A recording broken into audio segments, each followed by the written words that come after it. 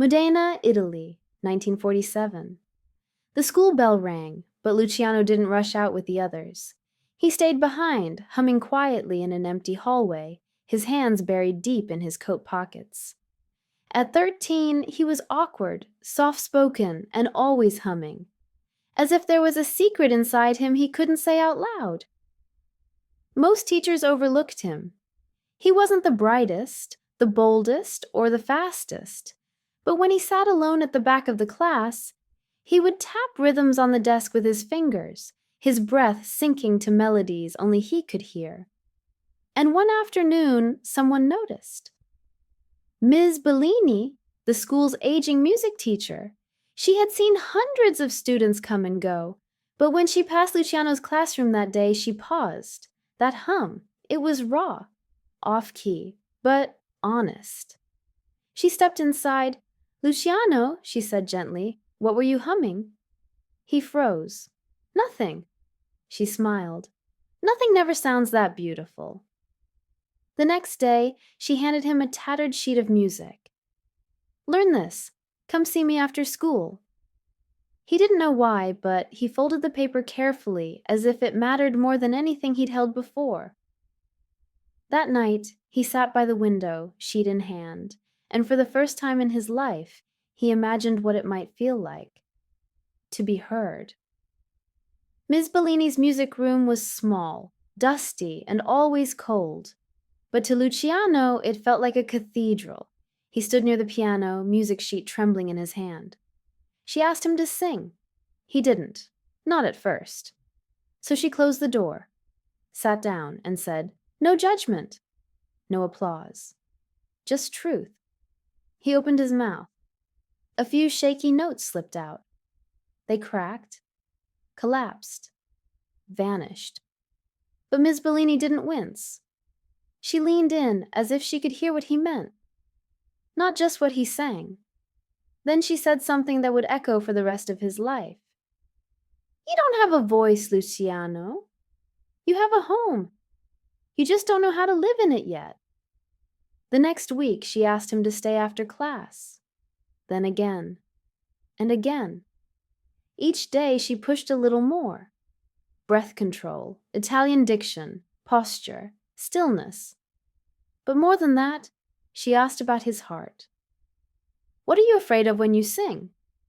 "That I'll be laughed at. Then sing until they cry instead." Luciano had never been seen like this, not even by his parents.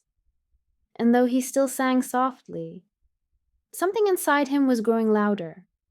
A voice not just heard, but believed. Spring recital. The gymnasium smelled like old wood and chalk. Parents whispered, siblings squirmed, teachers checked their watches. Luciano sat in the third row, sweaty palms gripping the arms of his chair.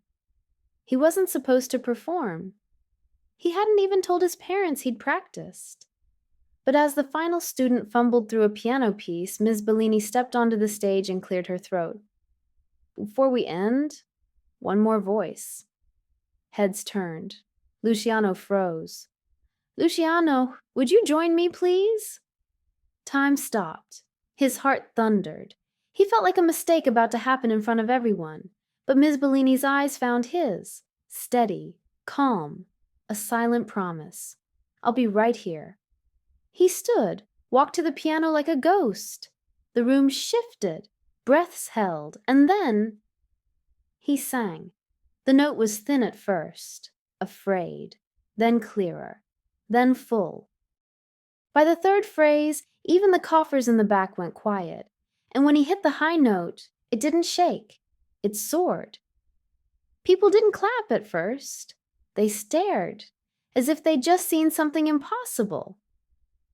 And in that silence, Miss Bellini whispered, "Now do you understand?"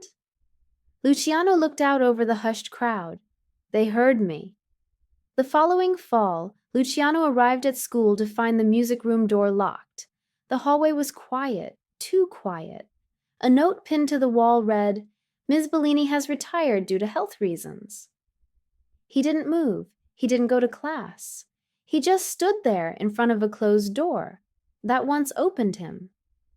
That afternoon, she came, wrapped in a long coat, thinner than he remembered. They sat on the bench outside the school, a place they'd never shared before. "Why didn't you say goodbye?" he asked. She looked up, smiling faintly. "Because I didn't come to say goodbye. I came to leave something with you." From her bag, she pulled out a small metronome, chipped, wooden, worn with time. "This kept my time," she said. "Now it's yours."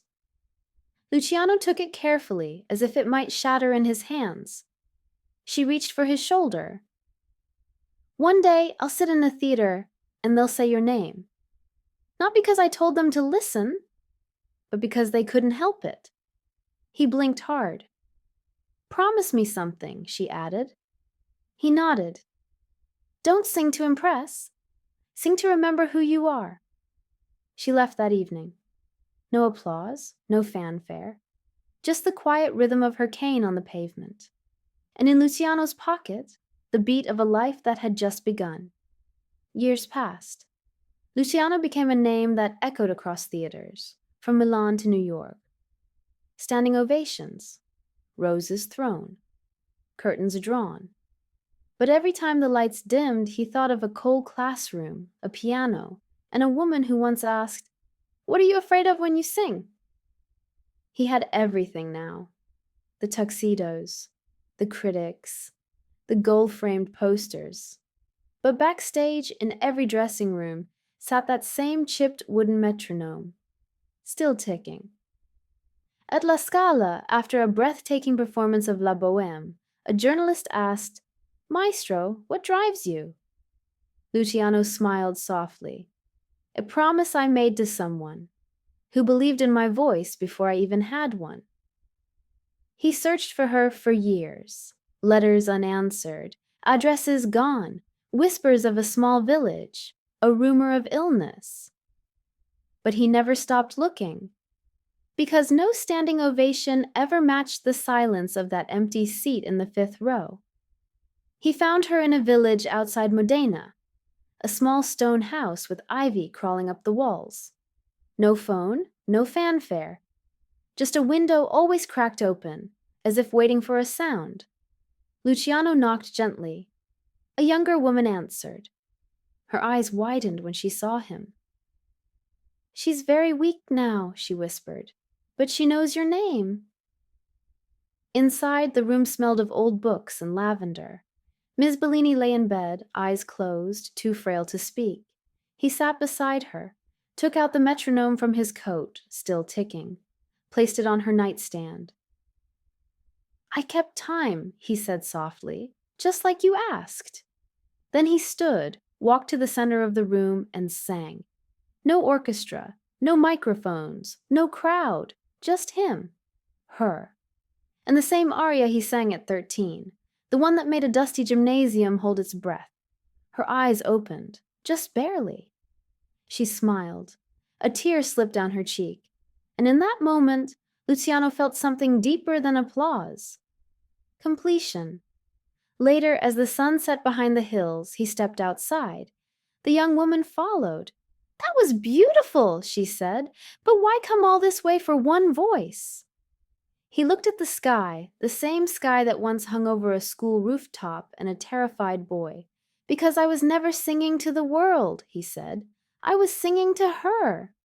She gave me a voice, so I gave her the world, one note at a time."